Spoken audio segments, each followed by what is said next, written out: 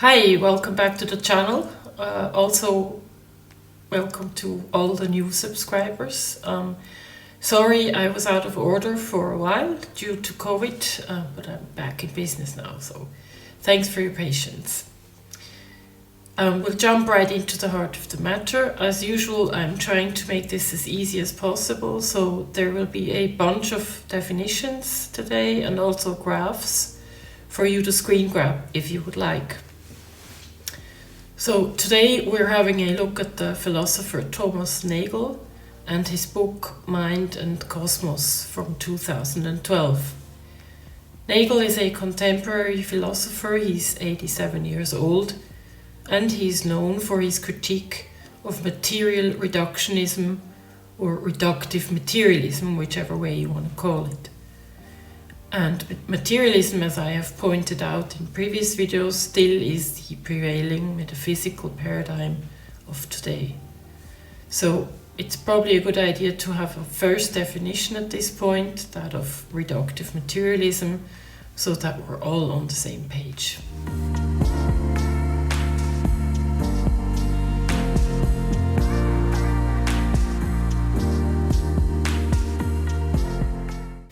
The method of reduction is so successful and ubiquitous that it can hardly be separated from scientific thinking. There is a consensus that everything can be explained in this way if you only research long enough. Mainstream science is convinced that everything about human beings, including our consciousness, can be traced back and explained by neuronal activity in our brains. By the logic of Darwinism, we are the product of elementary basic principles and a long chain of coincidences. And that's that. Nagel was critical of material reductionism early on in his career, and he became famous for his widely discussed essay, "What is it like to be a bat?" The essay was published in 1974. The answer to the question, what is it like to be a bat, is that we don't know and that we can never know, because according to Nagel, a subjective experience cannot be fully explained by the physical aspects of the brain alone.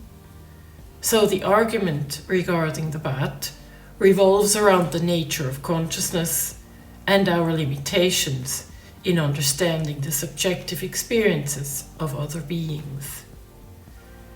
Nagel argues that even if we were to gather all the objective information about a bat's biology, neurology, and behavior, we would still lack an understanding of what it is subjectively like to be a bat.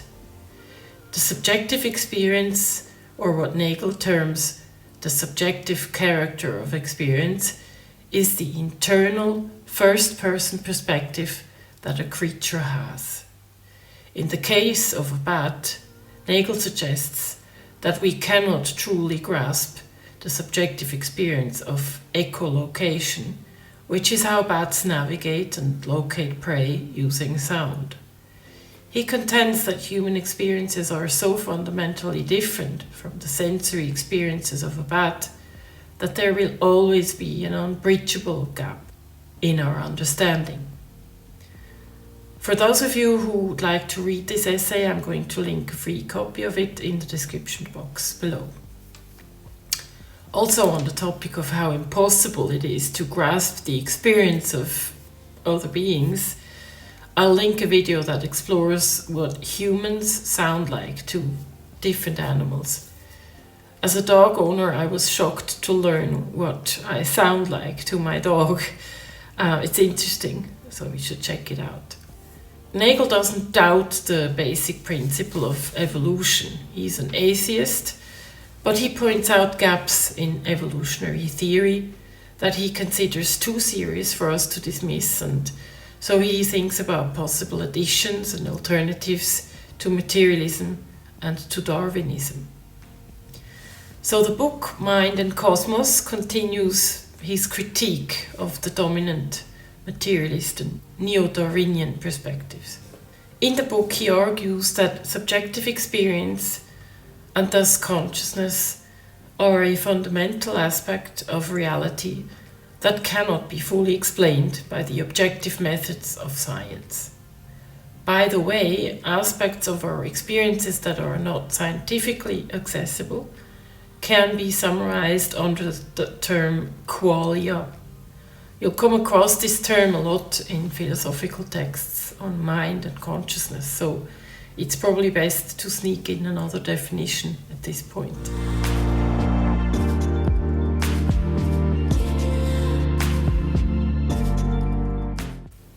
In his book, Nagel challenges the Darwinian explanation for the evolution of life, especially Darwinism's difficulty in explaining the emergence of consciousness and the human mind solely by natural selection and random mutation. Nagel suggests that a purely materialist and mechanistic understanding of evolution fails to account for the apparent purposefulness in the development of life and consciousness. This purposefulness is called teleology. We'll need to define that as well, because it is important to understand.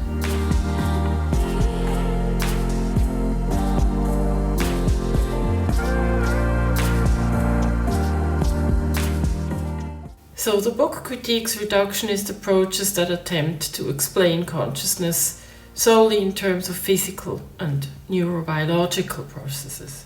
Nagel argues that such reductionism overlooks the irreducible nature of subjective experience.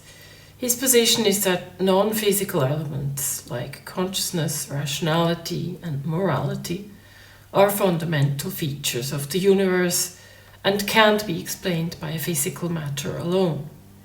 He argues that because materialist or Darwinian theory assumes everything arises from the physical, its theory of nature and life cannot be entirely correct. He suggests that principles of a different kind may also be at work in nature, principles that are teleological rather than mechanistic in nature. With his work, Nagel investigates the limits of contemporary scientific knowledge. He is not happy with the available metaphysical options, materialism, idealism, or dualism, and he would like to find some alternative that is compatible with what we know to be true. So what he would like to have is some kind of expanded conception of the natural order that can fully account for why there is life and why there is consciousness. This move was and still is a courageous one, because Nagel rightly points out that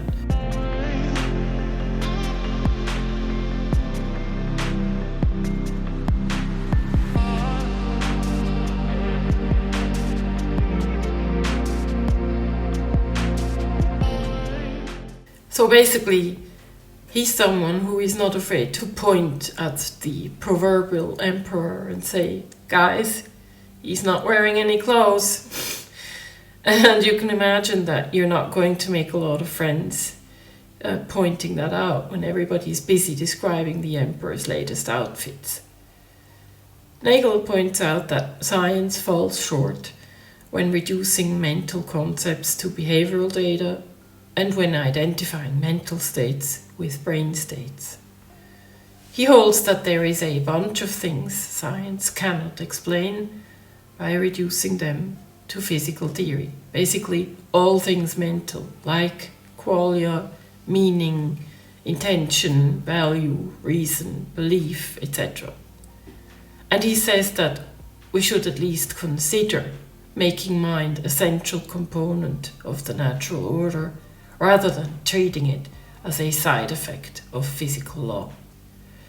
Rather than proposing a concrete new theory that would encompass mind, he looks at what such an alternative theory would have to provide in order to be successful. The goal is to come up with a theory that makes mind, meaning, and value as fundamental as matter and space-time when describing reality.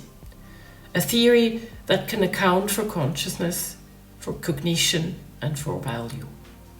This is why Nagel looks at all three of these in detail, and so will we in this video. We ourselves are large-scale complex instances of something both objectively physical from outside and subjectively mental from inside. Conscious subjects and their mental lives are themselves components of reality, not describable by physical sciences. And since the physical sciences are not able to explain subjective experience, materialism is incomplete, even as a theory of the physical world. According to Nagel, any revised theory that could replace materialism must be able to answer the following two questions.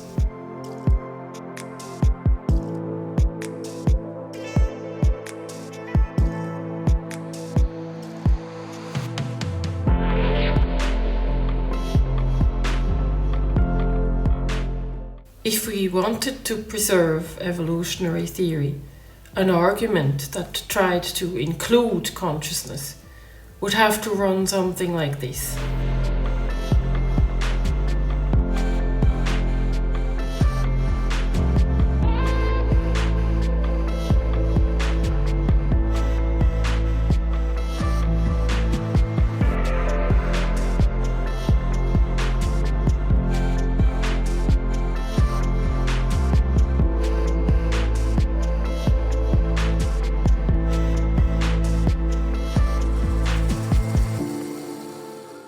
This would amount to an addition or a modification of existing theory, and it would mean that evolution is not exclusively driven by physical causes. But let's backtrack just a little bit and go back to the two questions that any new theory would have to be able to answer.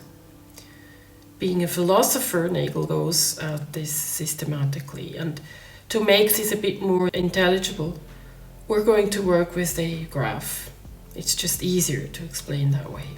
So, if you take the first question, you can throw that question on an x-axis and call it the constitutive element of the theory. Or, that sort of corresponds to what the question, why is there consciousness? You can then take the second question and throw it on a y-axis and call it the historical component of the theory. Or it's equivalent to the question, how did consciousness form over time? And when you look at the constitutive element, you have two options according to Nagel. Your theory can either be reductive or emergent.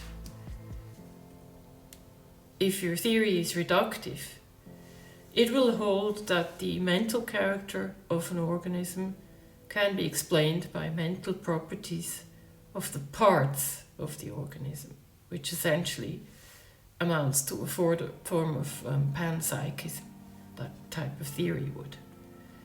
If, on the other hand, your theory is emergent, it would hold that the mental character of an organism is present in the whole of the organism, but not in its parts. So the organism as a whole has to develop first, and consciousness, or the mental aspect, arises after the whole of the organism has come about. So we clarified what the two options are regarding the constitutive component of any new theory. And now we're going to look at the historical components. And there are basically three options. So a theory can be causal, teleological, or intentional. And you can match these three historical options with your two constitutive options. So you'll get 6 possible theories, or types of theories, we should say. So we're going to look at each one of them just really quickly. This first option would be causal reductive type of theory. and it would hold that because of the way fundamental particles are made, there has always been a tendency for organisms with a subjective point of view to form, just as there has always been a tendency for atoms, molecules, galaxies, and organic compounds to form. If we look at the second option, a theory that would be reductive and teleological, it would hold that in addition to laws that control how the elements behave, there are also laws that control how organizations of elements change over time. And the third option, if it were to be a reductive intentional theory, it would probably mean that God created conscious beings by assembling them out of elements with some sort of proto-psychic properties.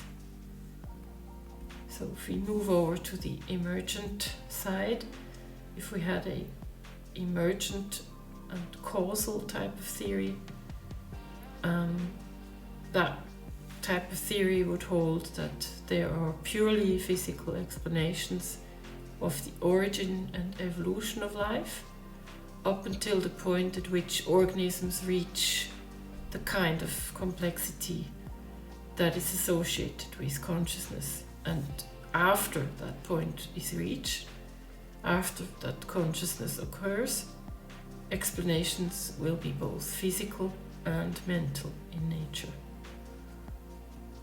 Going on to the emergent teleological type of theory, such a theory would hold that conscious organisms have developed through natural selection in virtue of the kinds of physical characteristics that systematically give rise to consciousness. So, in a nutshell, you could say consciousness exists because it should, if you follow that type of theory. And lastly, a emergent intentional kind of theory would hold that God created conscious beings by creating a universe with the scientific initial conditions to give rise to conscious beings.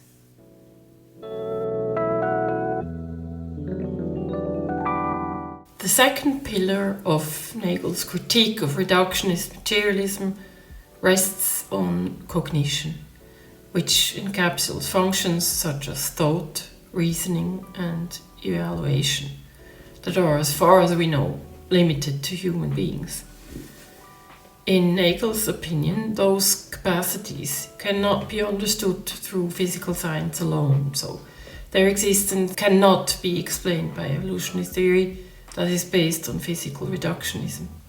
What Nagel points out is that it is not merely those aspects of cognition that render materialism ineffective, but the fact that humans are able to transcend subjective phenomenological consciousness and thus metacognize. We've discussed metacognition in our videos on Bernard Kostrup already. So our ability to think of objective truths independent of our own immediate perception requires explanation, and it's an explanation that, according to Nagel, reductionist materialism cannot give. Much like with his treatment of consciousness, Nagel wonders if evolutionary theory could somehow be expanded to explain our capacity to metacognize, so as to preserve the Darwinian structure. And here again, two questions ensue.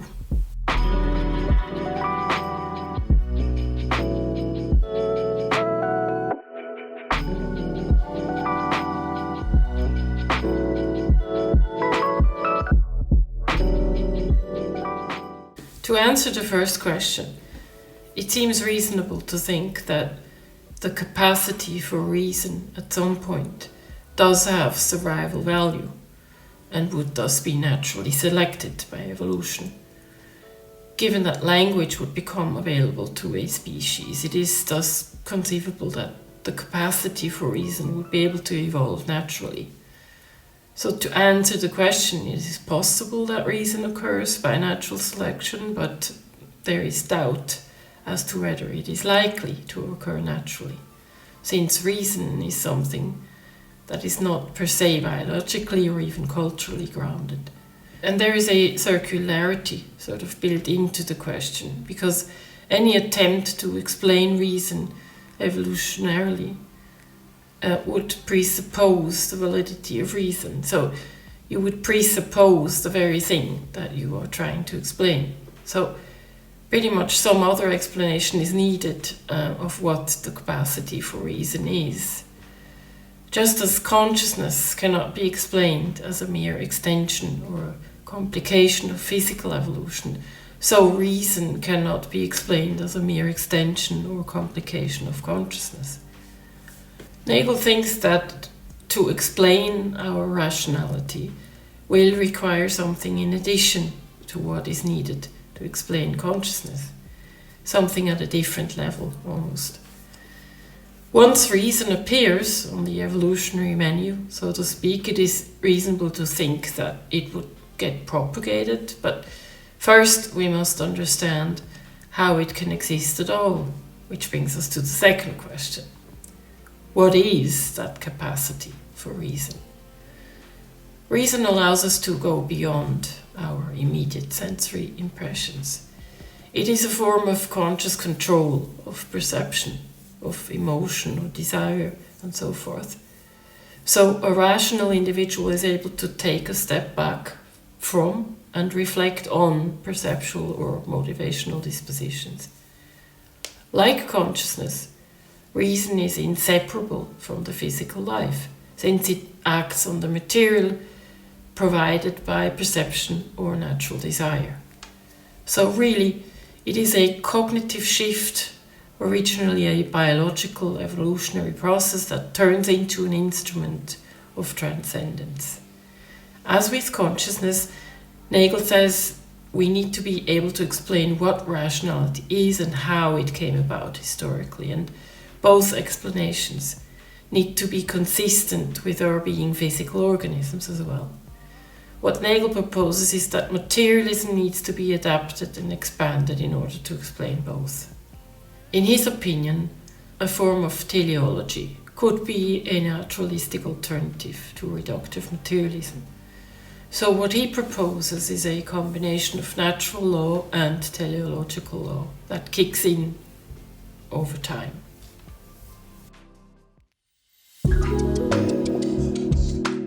Nagel's third contention with reductive materialism evolves around the topic of value. In his mind, an adequate conception of the world must be able to account for the fact that beings can think in categories of good and bad, right and wrong, independent of their own beliefs. We don't just think something is good or bad because it is good or bad for us, for ourselves. We are capable of making value judgments and to reason morally independent of our own perspectives. As much as those capabilities are a part of human life and therefore part of the factual evidence about what humans are capable of, a cosmology must be able to account for them.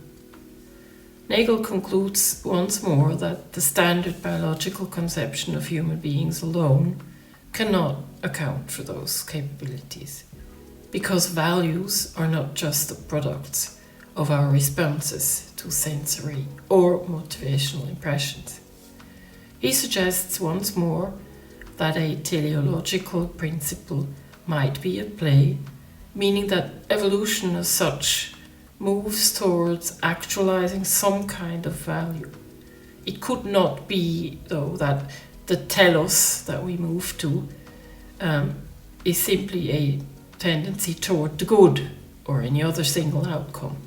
Rather, it would mean that it's a tendency towards complexity and multiple variations, since both good and bad exist. Value then would not be just an accidental side effect of life. Chemistry and physics would not, as the majority thinks, be value-free, but there seems to be a cosmic disposition to the formation of life, consciousness and value that is inseparable from them. In Nagel's mind, consciousness, cognition and value cannot be plausibly reconciled with traditional scientific naturalism. The tendency for life to form may be a basic feature of the natural order. As exact as our sciences are, they still cannot account for fundamental aspects of human experience. Nagel reminds us how miraculous those fundamental aspects are, and that we need to look further than we have up to now in order to find an explanation for them. Even though consciousness, knowledge and choice are dispersed over a vast crowd of beings, acting both individually and collectively, the universe seems to, over time, become aware of itself, and that in itself is miraculous and awe-inspiring. I'm going to leave you with a clip from a fellow YouTuber. It's from a bat that was rescued eating a banana. And even though I have no idea what it's like to be a bat, I can just about emphasize with that little body, emphasize enough to understand how good that banana must have tasted in that very moment. Take care of yourselves, and I'll see you in my next video. Forrest here. He's in a filthy mood. So he's called in by Colin. Colin found him low in his grevilleas this morning. So I think what's happened is that he may have come in to feed on the grevilleas and there just simply wasn't enough room for him to take off. It was quite a small yard.